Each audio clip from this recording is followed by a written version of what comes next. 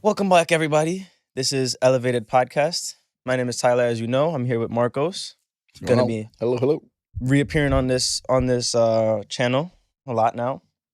Today, we're gonna be covering some justice system topics, police topics, and probably we're gonna to the mind of a criminal. Probably talk about that. What's been going on in the minds. But to start it off, because I don't want to waste no more time. I know you have a good opinion about cops, Mm. right? Yeah. And you also wanted to be a cop, right? Yes. Where did that come from? Why did you want to do that?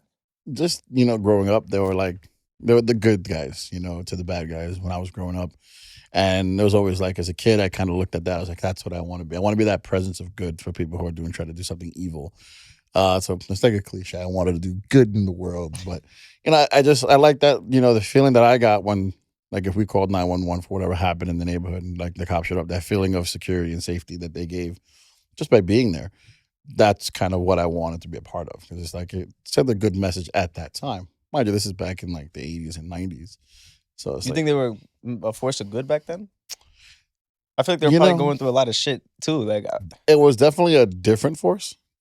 I would say I couldn't say if it was worse than now or better, because it's kind of like the times maybe are the different. same. I don't know. Oh, yeah, you're Could right. be The worse, could be time, the good. times are different. It definitely different. I would say that definitely the department back then and the department now, two different departments completely, just based on like what they were dealing with, with the policies wise of the department.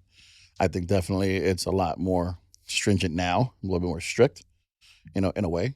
Accountability is definitely higher. I think because back then they could kind of almost do whatever they wanted and get away with it. I've heard stories. I've seen shit happen. But what you seen? Just What have you saw? I mean, just during the Crown Heights riots, they just were beating the piss out What of was that about? everybody. That was actually another hot button topic in a way. There was a car accident, I think, in Crown Heights, Brooklyn, and it was, I think, a Jewish driver or someone. They hit a girl. I think it was a little girl that hit pedestrians. I think one of the pedestrians was black, and I think another one was Jewish. And I think they had Hatzalah at the time that responded to the emergency.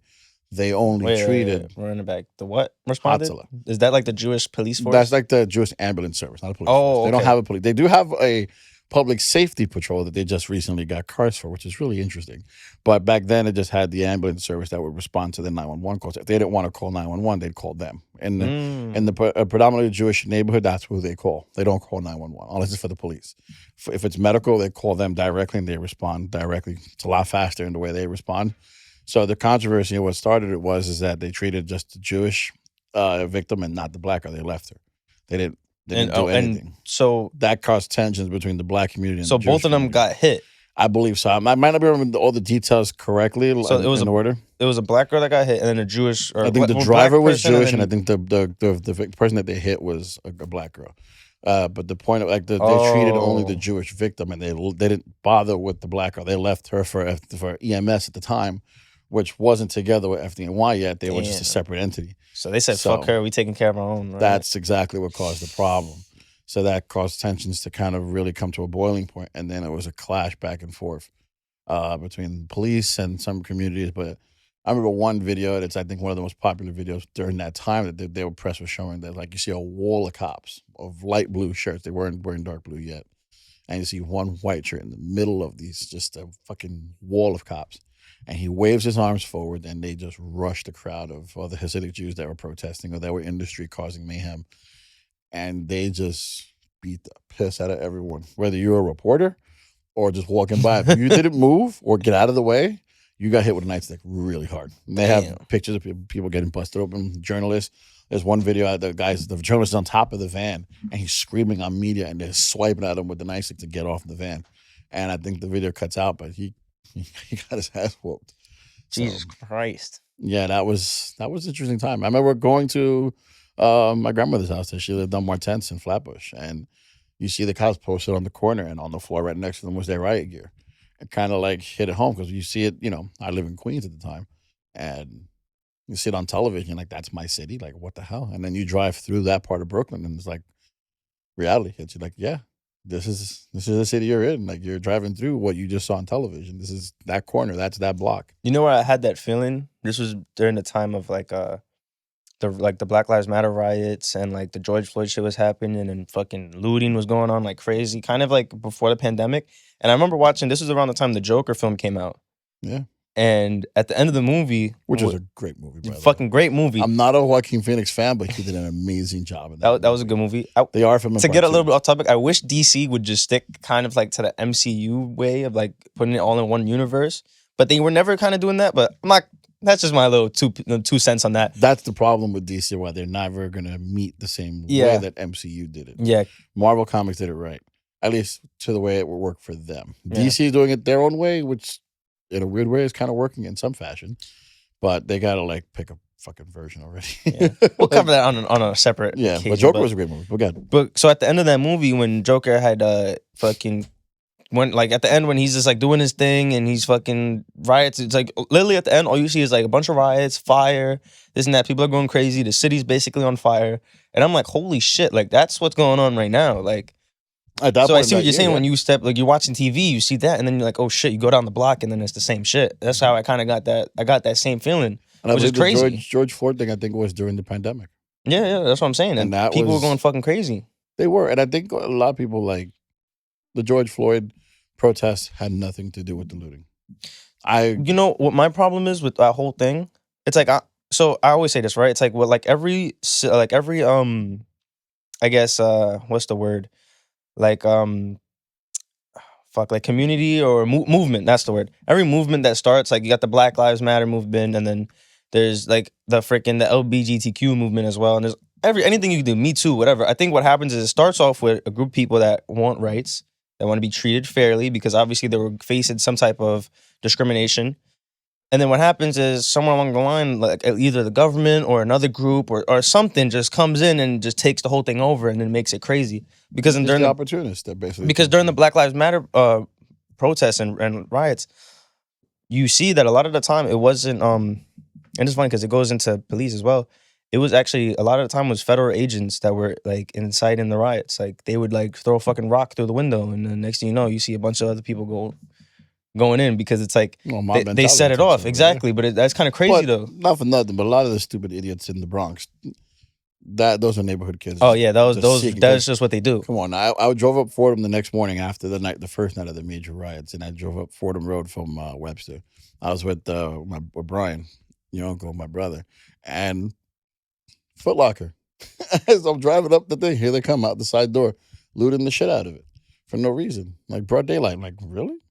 That's gonna, That's kind of set aside See, stuff? it's like I'm just like I understand like when you're a kid, like I had the same feeling like when you're young and it's like you do dumb shit.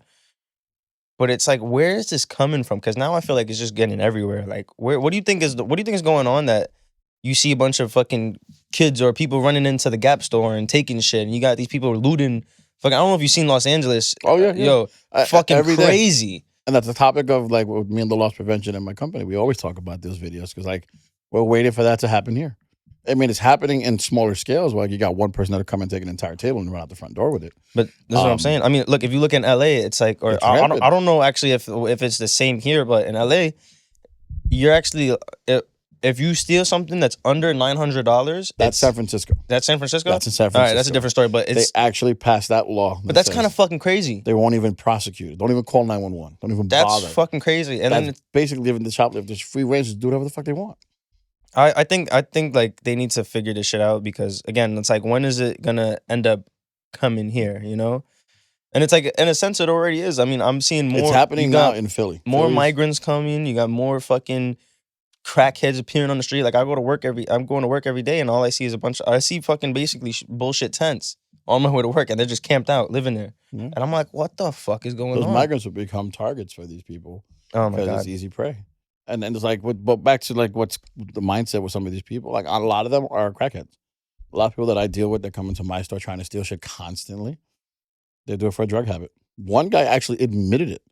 I used to work at Bay Plaza Mall. He admitted it. I'm doing this because I have a habit and I'll never stop.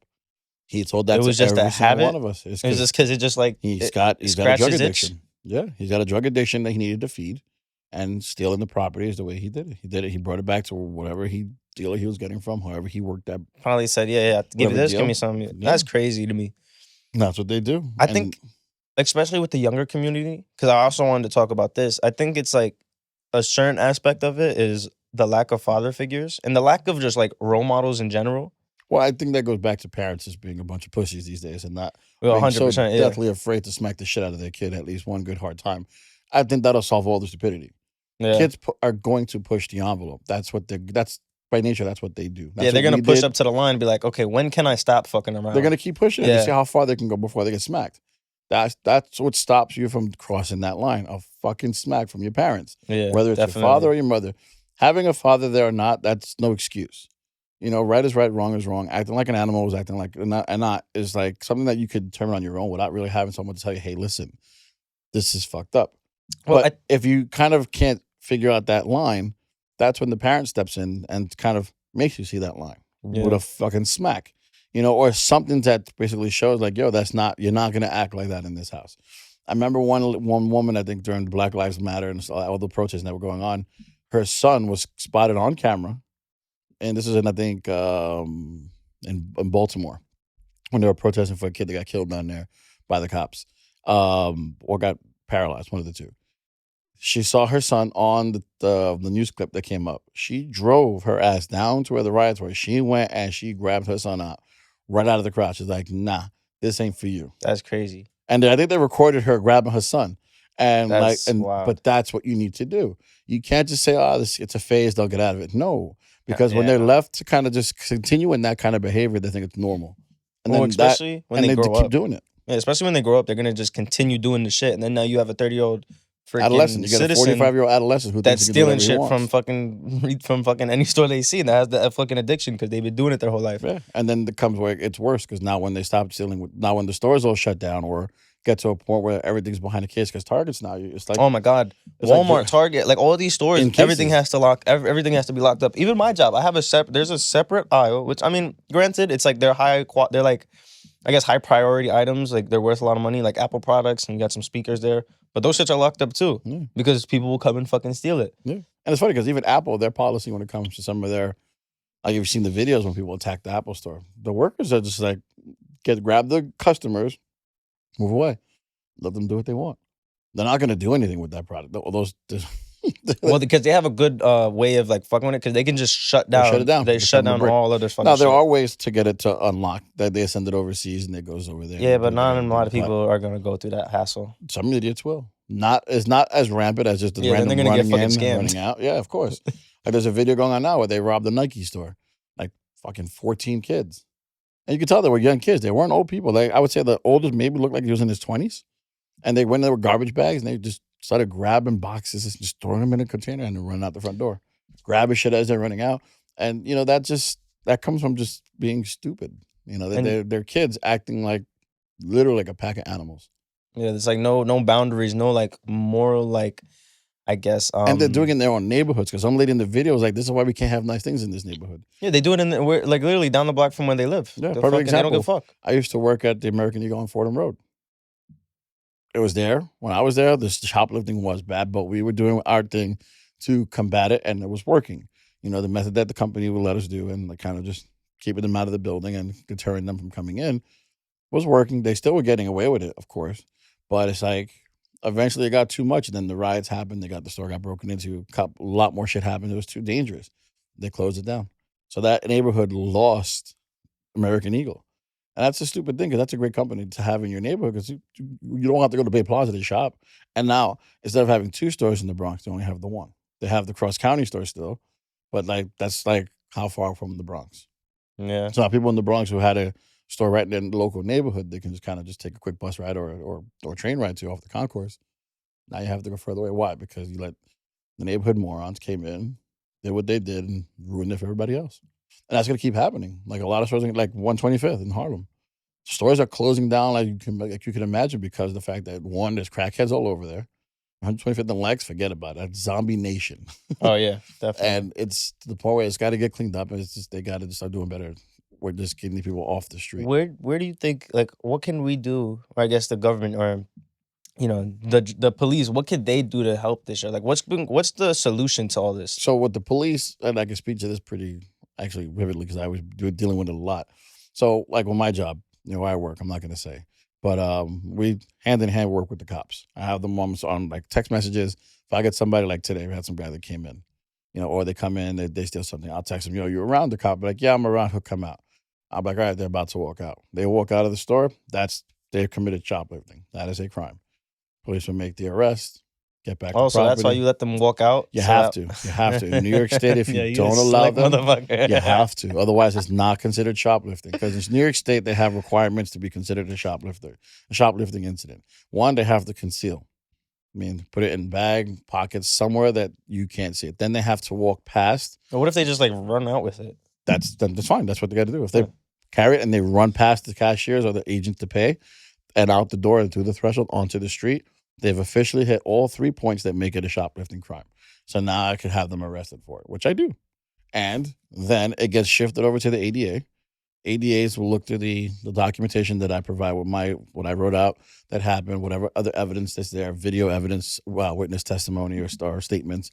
And then from there, they will bring it to court. And with the reform that fucking Mayor de Blasio did, it's almost like it's a revolving door. You mean governor? No, the mayor. Mayor? The mayor, they had a reform that they did in the city. I think the governor, signed off on it, but it was, I think the governor should have too. But de Blasio was kind of the spearhead behind the reform in New York City and kind of redoing the justice programs here. And what they did was they made it a revolving door. Like if it's like certain crimes are not, you could just, the bail reform of what it was. So now they don't have to have bail, they can just get released. And a lot of these people, like That's fucking legit, we could have somebody arrested on Monday, they're out by Tuesday, they're back in by stealing on Wednesday, we could have them arrested by Thursday, they're back out by Friday, Saturday.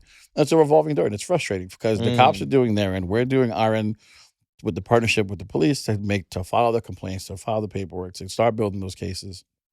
But the way that they designed the justice system, the judges now almost have their hands tied where it's like, all right, you can go. We'll just document it, fine you, tell you not to do it again, put you on this or whatever. And it just keeps coming out. They got to change that back. They got to put it back to no matter what, you keep your ass in jail, especially if you're habitual and you're a repeat offender. Yeah. A lot of these people have like fucking 30, 40, 50 arrests, sometimes even higher. One guy had like 150 arrests for fucking shoplifting. And he gets caught with us, and guess what? He gets a DAT, or the DA just kind of dismisses it. Tell him to stay out of trouble for a couple months, and that's it. Wow. And that's the problem. There's no real punishment for it. They know this too. And these shoplifters study policies from companies. They know which companies don't prosecute. They know which companies have policies of don't touch, let them run. Yeah. And it's like they know these things. And so it's like you go into this game on the company side of things, like loss prevention. I think in certain companies, it's like they tie your hands. Like, oh, yeah, we want you to be here, but then don't really do anything. Well, because they don't want, I think, because I was working at Amazon for a while, and people would just like run up to my cart and just like take shit. Because I was in the projects. I was in Harlem projects. Fucking wild over there. Because they just come up and just take like a whole fucking pallet of fucking shit. And what are we supposed to do? What are we supposed to do? Yeah. And so this is what I'm saying. So I'm gonna get back on this topic, but how do you feel about the death penalty? Not that it has anything to do with the conversation now, but if the crime for my next warrants question, yeah. If for the death penalty, if you take a life, you lose yours. Thank you. That's Thank how I you. feel. That's I was saying that. I feel like if you take a life, you should be met with that. And some people will be like, oh, eye for an eye, and everybody ends up blind. But it's like for stuff like that, it's like That's warranted. If you take an innocent life for no reason because you want to be stupid, you forfeit yours. I think what needs to happen though, because people like are so like just so like narrow minded. Obviously, if we increase the amount of death, I guess the weight of the death penalty, if we just start like bumping that up, like okay, this is gonna happen now. I think also you have to really investigate these people to make sure without reasonable doubt. Because how many times do you see these people that get out of jail after 20-some years and they were innocent? That's the problem. So I think they need to improve on that as well. To do the death penalty, just make sure that that's not going to be used wrongfully. 100%. You have to fix everything. Yeah, and this is the fucking problem. And in and of itself, that will take probably both our lifetimes. I don't even think I think that there's too much money at stake for it to ever happen. I mean, I feel like the whole shit is fucked up because then you got fucking lawmakers and senators who are paid off. You know, I forgot who the fuck said it, but it was like it only costs. You know what they call senators and politicians? They said that's your training for being a lobbyist. because when they get out of the government, they go in their lobbyists now. And now since they know person, this company wants a certain vote their way. Exactly. Oh, this person can get that vote. You know what show actually did a really good job in kind of showing that off was House of Cards. I never watched that. It was on Netflix. It was a great show. It was starring Kevin Spacey. Of course, can't mention his name with that show because he got accused of it. Then got acquitted of it, but they still, crucified him for it. But anyways, that kind of shows how it really works. Money in politics is going to just ruin everything. I think they need to take the money out of politics, and then all this shit would collapse the second they do. Not necessarily, depending on the way they set it up. Because it's like if you stop, if you just allow politicians, let's say I'm a politician and they have no cap on how much money they can donate. Yeah. It's like they don't give a fuck who's donating. Gotta love Citizens United. This is fucking crazy. So I think they need to take the money. Now, obviously, you should be compensated if you're doing a well job, but you shouldn't be able to benefit off a fucking, if I want you to do something, I can't just pay you to do it, even though it might fucking kill these people. It's like if you look at, I think it was OxyContin donations. Yeah, good. Fucking, if you look at OxyContin and the Stradler family, the U.S. government was promoting these opioids, and then ended up fucking killing how many people? And nobody. It's still killing people. It's still killing people. Exactly. How many people are addicts now on something else? I think the entire city of Allentown. Exactly. And what the fucking problem, and which I don't mean to say that everyone in Allentown is an addict, but a good population of Allentown, pretty fucked up. Not just Allentown. That's just the one city that popped into my brain. But there's a lot, and I'm sure others have that same. And Florida became the pain pill capital of the world, and nobody in the Stradler family got any charges. Of course not. That's why I think there's a special on that about them. And and this is fucking ridiculous. We need to stop this shit because now clearly the government doesn't care. Power, brother, and if they go after one family and that family has power and enough money to cause problems in other areas, they do, and that's what they don't want to do. That's what they're afraid of. I think it's just if they have an opportunity to make more money than they did before, they're gonna go for it, regardless of the consequences, or not even the consequences, regardless of whoever's life gets fucked over at the end. As long as it's not theirs, they don't care. As long as they still make money, they don't care. And I was watching a recent show that I like, House, and in one of the episodes, she was trying to negotiate. The character from her name was Cuddy, the dean of medicine in the hospital, was trying to negotiate with an insurance company to get a raise in their paybacks and stuff like that. She wanted 12%. They were offering her 4%. She tracked down the CEO in the TV show of the insurance company and started throwing out facts about how much money he has, about the planes that he takes, like how much it costs to fuel them and stuff like that. And he was like, if you're gonna portray me in the media as a rich bastard, that's fine with me. I don't care so long as I remain a rich bastard. That's the mindset of the people that throw money into politics and want that. With Koch brothers, they're like the two biggest fucking communists, as I call people, but they're like the two, those two will destroy anything and anyone they feel like if they want. And they have the money and power and the influence to do so. They're the ones who were the architects behind Citizens United because they wanted politicians in the government that could kind of steer things their way.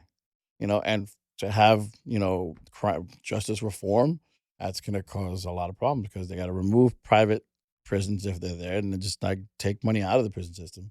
And actually, that's another thing. If it's going to be called a rehabilitation center, make an effort to actually rehabilitate these people. Or if you're just going to call it, a correction facility, okay, then put what the correction is actually going to be, where you're not actually training them or doing them to make them better. You're just punishing them for what they've done. Call it what it is. Stop selling the dream. Oh, yeah, we're going to rehabilitate them, make them better for society. You make them worse. And how could you make them better in a situation or in a location that they still have access to the same things that they had to out here? Oh, my God. It's hilarious. And it's funny. And it's actually, remember when prisoners making porns? There's been prisoners on fucking Facebook Live, on iPads. When, who, how? Making fucking TikToks. And this is supposed to be punishment. This is supposed to, half the time, I want to know the statistics on this, but I want to know how many prisoners or inmates come out worse than they did when they went back in. And I would hope to believe, I believe the last time they said the recidivism rate, I think just for the city alone, I think was above 60%. That's fucking ridiculous. It's what are they? They literally just putting them in fucking timeout from society and expecting them to get better because also they were locked up now. And there's different causes to that because when someone's in prison for so long, they become institutionalized. They don't know how to function in the real world. They only know how to function in an institution. So when they come out, they don't like the adjustments to the freedoms that they have. They kind of like the kid in the candy store sometimes, and they don't know how to control themselves, Well, or they're just so like a fish out of water because now they got to pay for shit. They got to pay for rent. They got to find somewhere to live. They got to pay for them to have something to eat because it's no longer provided to them. yep. It's not like 3 hots and a cot. No, it's you don't do something, you're going to starve to death if you Mhm. have no family to help you or to support you while you're getting back on your feet. And then comes the stigma of like, all right, depending on what the crime is, yeah, it's going to follow you around for the rest of your life. You can't get any real paying job like that. You're going to start working a shit job and have to work your way up and ensure that you're worth half a damn. And most companies, like an entire industry, is out if it's a theft charge or a violence charge. That's retail, clothing retail at least. And I feel like that's fucked up. Someone Yeah. like I get it if it's a theft charge and it shows a pattern of theft, okay. But if it's been like a couple like years since they've had these incidents and they show that they're actually good moral standings afterwards, and they can Yep. prove it to you, give them a shot. Stop judging them based on their past like that. One of my problems, I think, is one of the problems I think there is that even if you look at people that come out of jail, now they can't even get a good job, or they work bullshit jobs. They can't even afford to live. Because like, let's be honest, New York, like the minimum wage and the living wage are two different things. Very, very So two it's different like things. it's fucking ridiculous. And now you got inmates who, yes, a lot of them fucking deserve to be there. Yeah. I mean, But then there's some that actually get better. They actually reform in the way they should, but they can't do nothing because now they've been incarcerated, and now you have to put that in the resume. You have to put that in the resume, actually, no. and now certain jobs are like that fucked. they Or took in New York State. They took that out. from Actually, what? I think in federal law they took out the they can no longer ask you if you've been convicted of a felony on job applications. Oh wow. They actually, but that's also why they increased Well, I mean, background checks. from my recent interviews, they fucking asked me. They did. Yeah, I guess companies. certain companies, yeah. I know the companies that I worked for, including this one, the last 3 clothing companies that I worked Well, I think for. it depends on the company as well. Well, no, it's also the law. I don't know. This fucking guy straight up asked me. I was applied for like an Amazon driving position. It was fucked up because I would have got it, but it was in fucking West Bubblefuck, New York. Got you. And he was like, "Have you ever been incarcerated, or was you ever convicted of a felony?" I was like, "No." Yeah, But he could either way, ask you the question verbally. He's still breaking the law, Mm. but they can't put it written on an application. It's not allowed. Everyone that had it before, they had to take it out.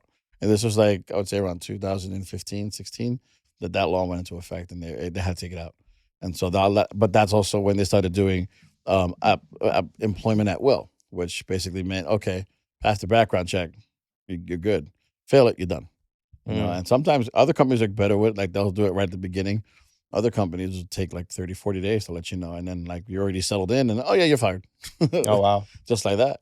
And it's fucked up, And and it's this just shit is but, fucking like, crazy out here. back to the point where like with justice reform and police departments and like as a whole, the police departments of the NYPD of the 80s and 90s is not the same of the NYPD now. Yeah, I think they deal with a lot of different things now. There was still there was that fine line, back then that most people knew not to cross when it came to with police, like when they were throwing water on the cops a couple summers ago, which was kind of funny, but very disrespectful. And it's like that's fucked up. You don't do some shit like that. So let me ask you this, and I know you feel you have a lot to say about this. Why you think there's a struggle to find and keep police officers? Okay, so that's gonna be on a couple of different reasons there. One, so if you look at their pay, okay, what I make now, I'm not gonna say. 'Cause probably some of my people from work will be watching it, but I'd have to take a significant, like life-changing. It'll make me struggle if I went to go be a cop right now. Okay. And that's while I'm in the academy. Which Even is- when I come which out is of the fucked up. academy, even when I come out of the academy for NYPD alone, I'm talking about first year in, I'll still be struggling to live in New York Mm. as a cop. NYPD, you're only making like 45, 50,000 your first year. And then after that, it gets better as it goes up, but you got to put more time in. Obviously, the time you goes in, you get more pay. But that's a struggle because you got New York City that starts you out with this, and you got to, like, your pay is here, your workload's here. Then you got Nassau County where your pay is here, your workload's here. Suffolk County, same thing. So you're getting paid more to do less, but here you're getting paid less to do more. Mm. But for me, I think it's always been for me, I always look at the NYPD a little bit more prestige and more honor behind that department than I will Nassau County or Suffolk County. No disrespect to your departments, but compared to NYPD, like you're both the redheaded stepchild. Because of how they behave and just the lack of coverage that they have. NYPD, I've always looked at it like this is a thing of honor, a thing of prestige to serve on that department, which is why I always had a thing for the NYPD to try to be a cop. Fortunately, I aged out.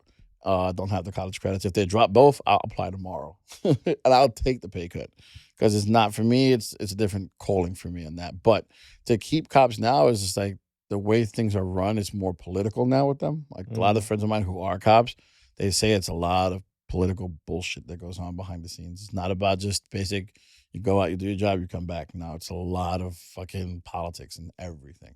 But the pay is the main thing. And then also this way the city is treating them, how different the temperature is of how the cops are respected or lack thereof for that matter. But again, that goes back to, a few bad apples ruined the bunch. That's exactly what happened. Yeah, Cops have because there been are a lot of fucked up cops. a lot. I think there's more. There's definitely more good ones, but there's a lot of fucked up. I think they're ones. even keel. I think they're about 50-50. I'm not going to I say would- that's I would- one I more would than go- I the would go other with that, because yeah. of the videos that they're out there and then you keep seeing them. It's like, wow. Like, Yeah. really? Like, come on now. Like, there's some videos that you got to be like, all right, well, you asked for that, kind of attention. But when the way they act and the way they behave in certain aspects, it's like, yeah, I get it. But it's like, if a cop, like, there was a video a couple years back, July 4th, cop was beating this guy in his legs with a baton. His partner stopped him. That's a good cop stopping a cop going off. That's what we need more of. That's what everybody's crying for. Like, if the good cops are out there, like, stop the bad cop from doing something stupid Yeah. or from violating somebody's rights or from hurting somebody, What's this? These people like all of a sudden now have an abundance of power and they don't know. Like they just go fucking crazy. It's a power trip. Some Yeah, of them are that's why- power. Some that's of the them are problem. power hungry, and some of them also like bullied when they were in high school. Yeah. Came out and got power and like don't know what to do with it, or like wield it like a kid, like wielding a magic wand. Like, Yeah. ooh, I got all the power in my hand.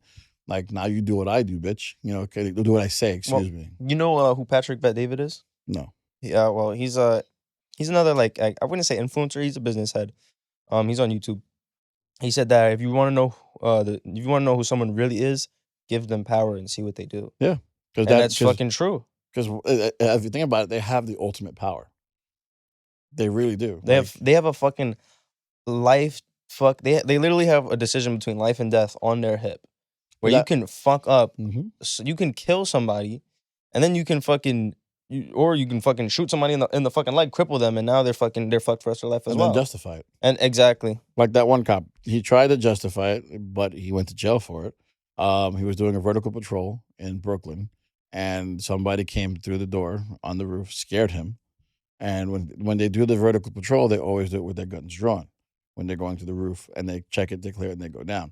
So I think that during one point, when he was going up or coming down, somebody came through the door, came up and startled him, shot the guy once. I think he killed him. Wow. And he went to jail for it. And he was actually shocked when they read the guilty verdict to him.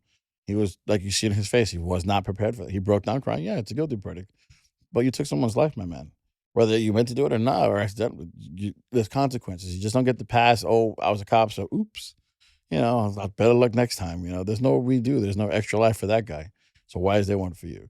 The good cops are there. You see them. I interact with them. I know some of them, and unfortunately, like, it's a lot of politics.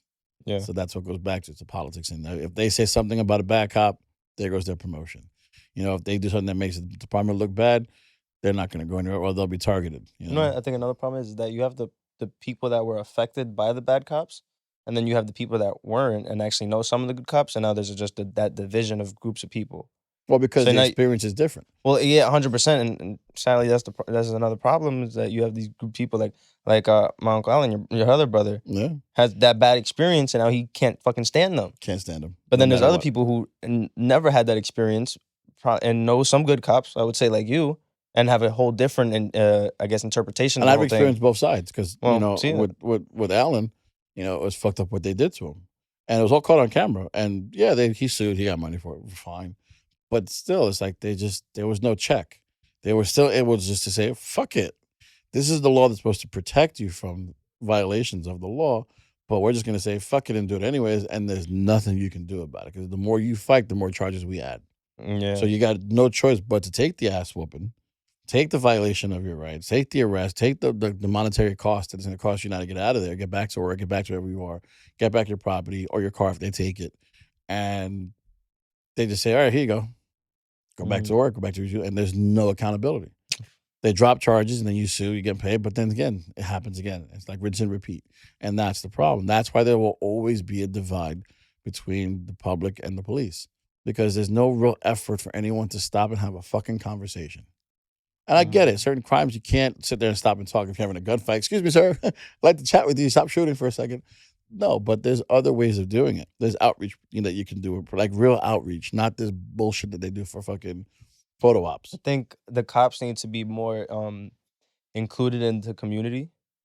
Well, they are, but not all of them. There's community affairs officers who go to the community boards who have their concerns about things, and those don't represent the entire community. They represent the people who want to complain about whatever it is that's bothering them. But like the beat cop has the potential to be that frontline officer that patrols the same blocks if they have the same sector. Because NYPD precincts are broken up into sectors, and some officers work the same sectors for years. So they get to know the people, they get to know the players. I think this is what I'm saying. Like more cops should know the people in their sector more. Like, because then it's like now there's a trust being built. Now and then if there's somebody's kid is fucking up, and and they know whose fucking son that is, it's a different ball game now when it's just people talking to people. Now, yes, these people have power, but again, it changes the whole dynamic of what's been going on. But that needs to be a change on both sides. That means if a cop actually makes the attempt, if a beat cop makes the attempt to really reach out to that person that they're always seeing on the street corner, do something stupid, to have that conversation with them, like, yo, seriously? Go smoke inside your house or somewhere else. Don't do it right here where everybody can see you. So the person that's upstairs that hates it wants to call 911 and complain and have us come out and just harass you. Or not harass you, but, do our we gotta give you that stern talking. Or there's summons, and that could turn into a whole bunch of other things if you're in a bad mood one day. If the effort is made on the cops' sides to really reach out and try to mend that bridge and that communication, I think the public, wherever it is in the city, really should try to meet them halfway, and then both sides got to come together and really work things through. But then effort has to be made on both ends. The cops have to rein in their crazy cops that go fucking nuts. The public has to rein in their crazy citizens, the gangs, the bullshit that goes on, the drug dealers that shoot people randomly, the idiot kids that run around with guns, spraying blocks because they have no regard for anybody else in a park. In the Bronx, they shot a 6-year-old kid. What the fuck? What is that? What does that solve? What does that do? What does that promote? You were aiming at the other kid that was like a half a yard to the left. Your aim is shitty. Put the gun down and just throw fucking stones next time. But like that's the shit. Like back in the day, there was none of that shit happened. In my time growing up, no one shot an innocent person. Like, yeah, if it happened, it was a big deal. And whoever it was, the neighborhood gave them up. Yeah, that's it. It's like not in our neighborhood. You're not gonna have someone who's gonna kill a kid just be absorbed into the hood and be like, we're cool. No, you just had a kid, bro. Get the fuck out. I seen this comedian. I forgot who said it, but he was like, if you want to stop all this like collateral damage, he's like, you start like just make bullets fucking like $1,000 a piece, $500 a piece. It's expensive. Because then now it's like you got that one bullet, you better make sure you fucking get. I think it was Chris Rock who said that. He's like, Chris Rock is like, you shoot someone, you're like, excuse me, sir, you have something belongs to me. Let me pull it out. Thank you. And like, we'll take it back. Exactly. Like, nope, I got 5 more bullets on layaway. Hell no. But if you look at most of the guns that are confiscated from these little hood rats that run around, little kids that like they don't have 5 to 6 bullets in the magazine. Yeah, that's funny as hell to me. But it's also very interesting because I'm like, who's feeding them those guns like that? Preloaded with the 5 rounds. It's not that hard to get guns. I know that. You can blink. I could throw a rock in any direction and find someone who's selling a gun for the right price. I get that. The black market is the black market. It's not hard. It's all about who you know. Of course. And I guarantee you, it's like someone knows somebody who knows somebody who knows somebody, and then next thing you know is exactly. There's always that guy. Like, I got you. Come in. Yeah, exactly.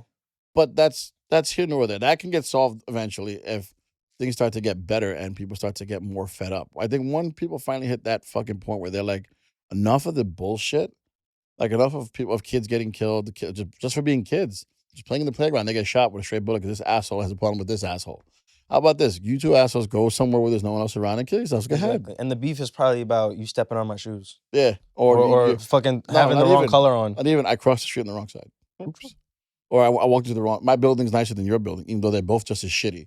But it's okay. Neither one of us have electricity, but mine's is better because at least I can see the roaches climbing up my leg. You can't.